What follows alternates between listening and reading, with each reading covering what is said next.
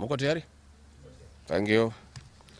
Dear Kenyans, you are all aware of the political developments in our country. We are standing at a point of economic, political, and social nosedive as a nation. As a country, we, the people of Kenya, are being treated by William Ruto as less Kenyans at any given moment. Driven by the resolve for a better Kenya and patriotism, I've heard a call from the people of Kenya to speak into the matters that are of concern to them and all of us for our common good. On the 7th of July 2025, during the 35th anniversary of Sabasaba, Kenyans from all walks of life led by Gen Zs, unarmed and peaceful, went to the streets. This is not the first demonstration that has happened in Kenya this year where lives have been lost and property destroyed. Unbeknown to these peaceful demonstrators, the tired regime of Ruto had a well-organized state-sponsored militia in cohort with the police and other state security agencies to maim, kill and destroy property and blame it on the Kikuyu community and specific leaders who are perceived unfriendly to this killer regime. This targeted profiling of the Kikuyu community and destruction of their specific business is an economic sabotage not new to the narrative of William Ruto. On the 30th day, this state-sponsored militia, under instructions and guidance from the police, were dropped in different places in the country, and mostly in the Mount Kenya region and other regions not perceived friendly to the government. They were strategically dropped past midnight, and then roadblocks were placed by the police while others was dropped early in the morning. The militia were procured by Ruto. Governors and MPs allied to him.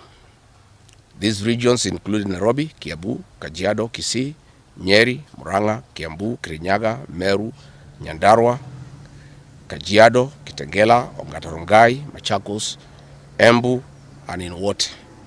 They had clear instructions to loot and destroy specific properties under police supervision. A killer squad of 101 that works under the Director General of the National Intelligence Service, Nuruddin Haji, was armed with assault rifles and drove in a convoy of unmarked Subarus, shooting and killing innocent protesters aimlessly in the streets and estates. This squad in Subarus, hooded and masked against court orders, are disguising themselves as DCI's officers, yet we know they are not. In fact, I would like to clarify that the National Intelligence Service has procured Subarus to give an impression that this killer gang is from the DCI. The truth of the matter is that this has nothing to do with the DCI. This is the National Intelligence Service. And this squad of 101 people was formed when I was still in government. Officers were recruited from the Administration Police Unit for special training by NIS on abductions, killings, and cover-up. And this is a squad that is killing the people of Kenya. The killings and the business destruction pattern point to William Ruto's ethnic profiling narrative, which he is a master with no rival. With a close coordination of PS Interior Raymond Omolo, this narrative was boosted online by state bloggers to spin the narrative. The Cabinet Secretary Kipchumba Murkomen's public to shoot to kill order, coupled with assurances to police officers that the government will not cooperate with the investigators in police conduct, has emboldened security forces. Police officers are now on record threatening citizens who are in their homes, boasting of their license to kill, acting with a confidence that can only come from the highest echelons of power. Mr. Murkomen's admission that these are not just instructions from him but orders from above removes any ambiguity about where responsibility lies. It will be recalled that in the run-up to the 2007 general election and its aftermath, the narrative of 41 against 1 was a masterpiece of William Ruto. The target was profiling Kikuyus against the rest of the country. To a large extent, he succeeded and every Kenyan knows what happened, and it is also fresh in his mind of the ICC ordeal still hanging on the neck of William Ruto today. We remind William Ruto that his ICC cases are not yet over. They have been posed after witnesses disappeared, and what he is pretending over are crimes under the Rome Statute. It is clear history is repeating itself, and the architect William Ruto is back on the deck. He is hell-bent to finish his unfinished business with the people of Mount Kenya, destroy their businesses and make them black sheep of Kenya. Despite this horrible experience, the people of Mount Kenya voted William Ruto to a man in 2022 general elections against the advice of President Uhuru Kenyatta, whom Mr. Ruto had branded as a drunkard and a useless leader. Today, the people of Kenya, and especially the Mount Kenya region, feel sorry that they did not heed to the advice of Uhuru Kenyatta. These state-sponsored militia were key in touching of various parts of the country with ease of police assistance to prefer terrorism charges on specific people from the Mount Kenya region. So far, about 50 young people are in courts in trumped-up charges of terrorism in scenarios of stage-managed crimes by the state. Again, this is a clear onslaught on the Kikuyu nation. A case in point, when a police station in Mawego in Homa Bay County was torched, the suspects for that particular crime have been charged with arson. But when a police station is alleged to have been torched in Kiambu, suspects from the Kikuyu nation are charged with terrorism charges. This is serious ethnic profiling. Last night, in Juja and Kirinyaga, these state-sponsored militia invaded various businesses. Luckily, in Kirinyaga, after Wananchi went to Sagada police station and they refused to act, saying they had orders from above not to interfere, the people organized themselves and repulsed the militia. Mr. Ruto's ethnic profiling has led to the destruction of the foreign properties belonging to the people of Mount Kenya. Maguna supermarkets in Meru, Kahawa West and Muranga. Nice supermarkets, hotel and petrol station, and nice city in Mwea in Kirinyaga. County supermarkets in Kabati and Kirinyaga. Power Star supermarkets, Quick Mart supermarkets in Eastern Bypass, Shell and Totomin markets in Roiro, Chill Post Hotel in Gong, Boju Shop in Keserian, Homegrown Supermarket among others, and the Family Bank in Kahawa and Roiro. Notably, in Meru, these state-sponsored militia tried to attack Meru Dairy Processing Plant and were repulsed by workers. In Nyeri, they further tried to attack Wakulima Dairy in Mukurweini, and the attack failed. We urge our businesses to heighten security surveillance on their business premises and production lines, especially the KTDA, coffee factories, milk processing factories, among others. We take note that in Meru, on Sunday the 6th of July, at an event attended by CS Kipchumba Murkomen, the MP for Bori, Mugambi Redikire, indicated that a supermarket would be attacked the following day. As sure as December 25 is Christmas, and true to his word, Maguna supermarket was torched by the state-sponsored militia, which the MP was private to. Why hasn't Mugambi Redikire been arrested? How did he know that a supermarket would be attacked? This is selective justice. The evidence that these militias are state-sponsored is plain for all to see. Videos circulating widely show police officers not merely failing to intervene, but actively transporting armed groups who proceed to unleash destruction with apparent impunity. Uniformed officers have been seen standing guard as these groups rampage. They are in action and a stark contrast to strong statements being made by government.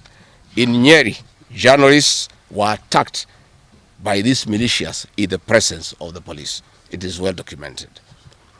This is a clear indicator that Ruto is working with governors and MPs allied to him to destroy businesses owned by the Kikuyu, the Meru and the Embu, and blame it on people who don't support his administration. This is a tactic that was used by the colonialists with the collaborators who searched earth policy and torched buildings and businesses and blamed it on the Mau Mau. This divide and rule tactic will not work, Mr. Ruto. We know that in Meru, they want to use this mayhem to blame Thika Linturi In Embu, they have already blamed Mkunji Gitonga.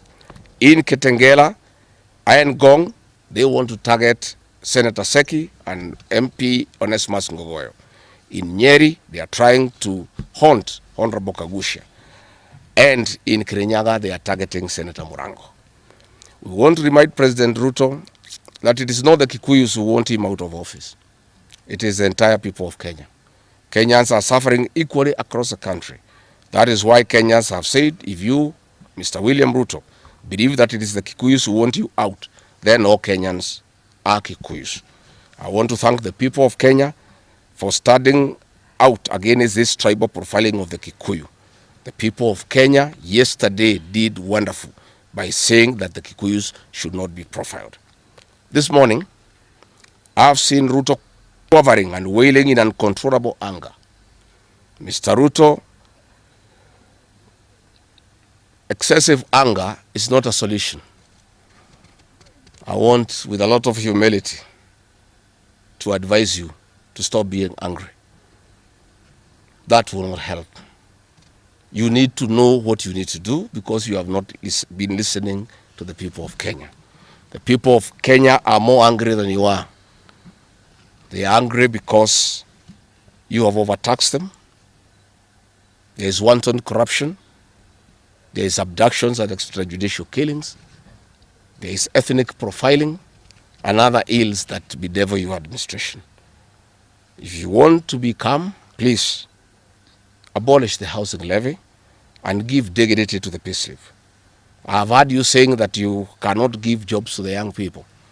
Please restore the dignity of the payslip. Restore the capacity of the middle class. The middle class will give jobs to these young people. Stop killing and profiling the young people. Listen to them.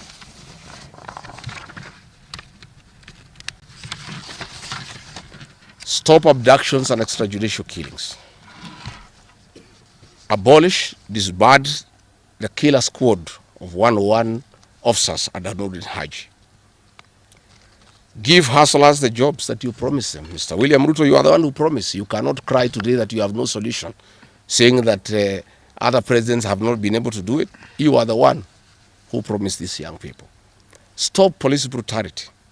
Stop abductions and illegal detentions. Get the hustlers from the bottom of the economic pyramid as you promised. Yes, Mr. President, we agree there were other presidents before you, as you have rightly stated. And true, they never went through what you are experiencing today.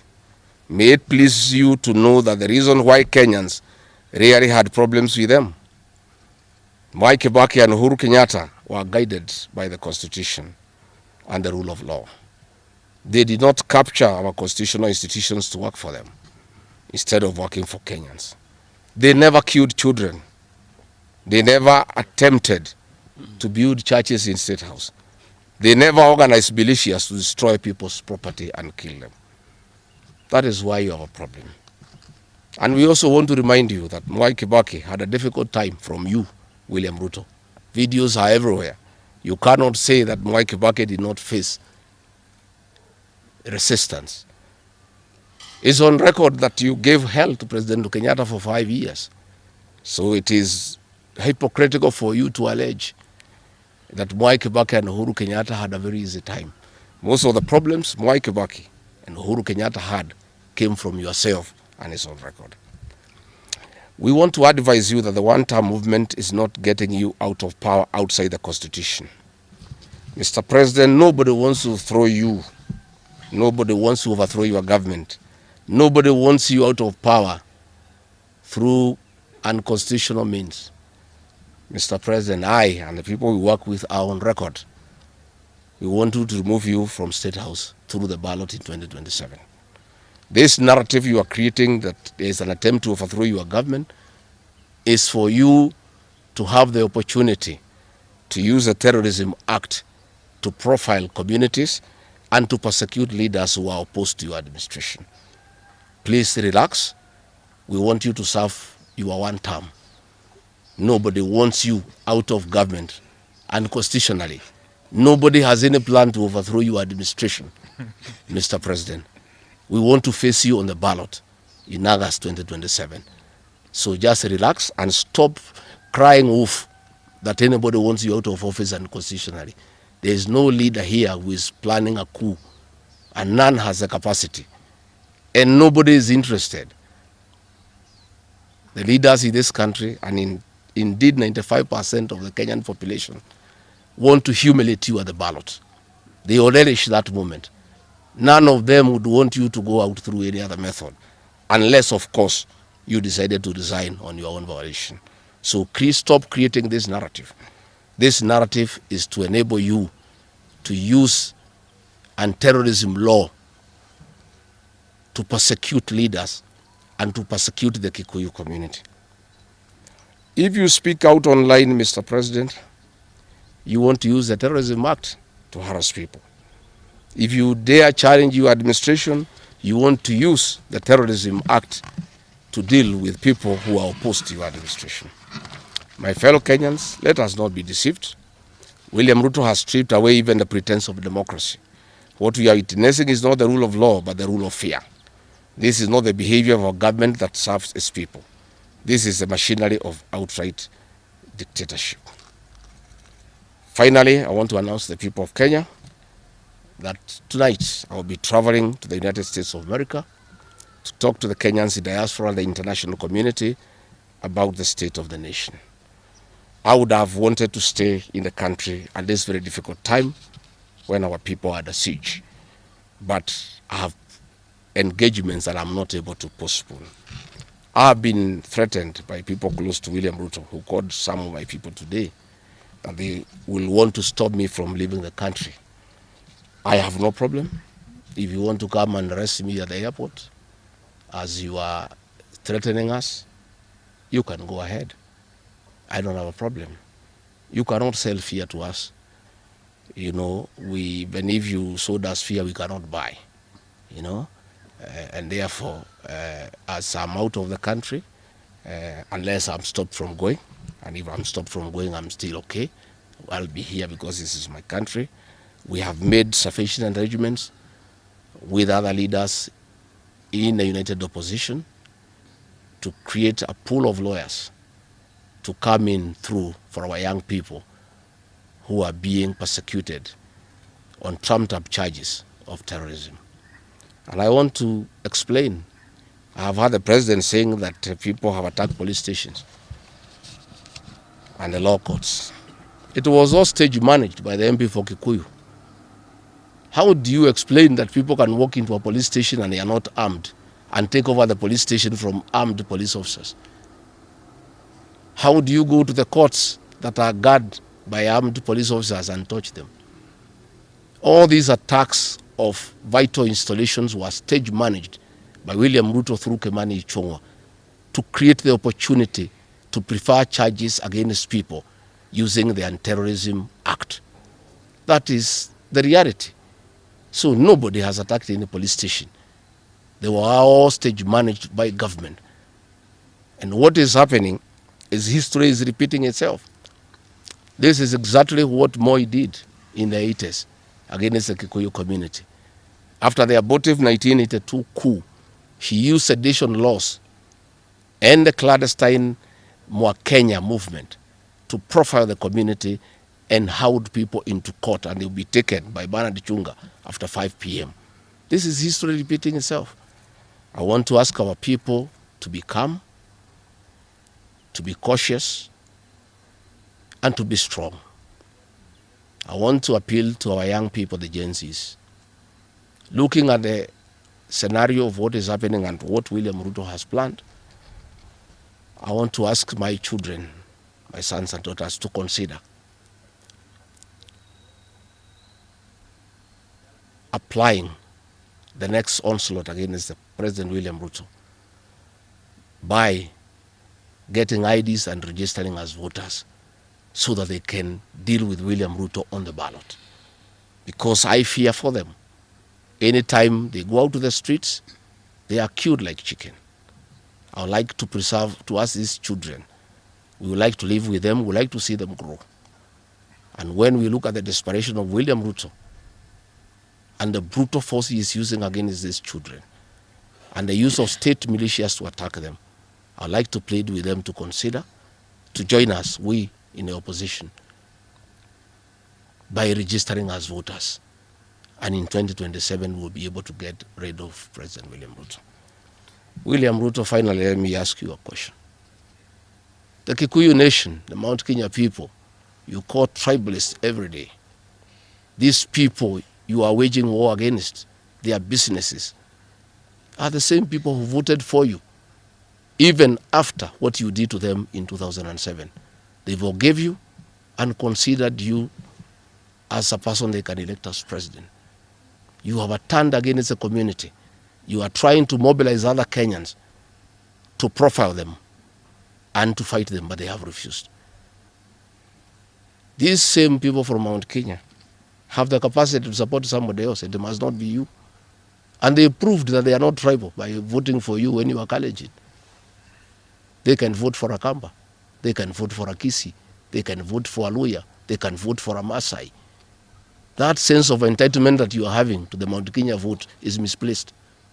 They voted for you, yes. You betrayed them. You turned against them. They don't have to vote for you again. Please stop persecuting them into submission. They will not submit to your brutality, to your vicious attack against them and their leaders. That I want to tell you for free today. I've listened to you talking with a lot of anger, calling them tribalists. They are not. How can they be tribalists when they voted for you and you are not one of them? But you don't have a sense of entitlement that they must vote for you. You know what you have done to them and why they have reacted the way they have. And I want to assure you, you cannot scare them into submission. Even if you jail them, they will not submit. These are seasoned descendants of the freedom fighters, and they cannot be intimidated. So let me encourage my leaders here as I go away to remain strong, to remain focused, and to speak for the people of Kenya. I am I have a lot of gratitude to the Honorable Stephen Kalonzo Musyoka and Eugene Wamalwa, who have been in court the whole of yesterday and today, standing strong and defending our young people who have been framed and charged with treason. For those two leaders, I want to give them the gratitude of my community and our leadership. They have come through for a community when it's under siege, and we are indeed very, very grateful. I want to ask our leaders here to be vigilant and to continue speaking out to the people of Kenya. Should the situation get out of hand and I need to cut my trip short and come back to join the other leaders in defending our people and speaking for them, I will gladly do so. Thank you very much. Good. That's comprehensive. I don't think iko maswali hata kidogo. Labda ile watu ya Kameme iko na ilo.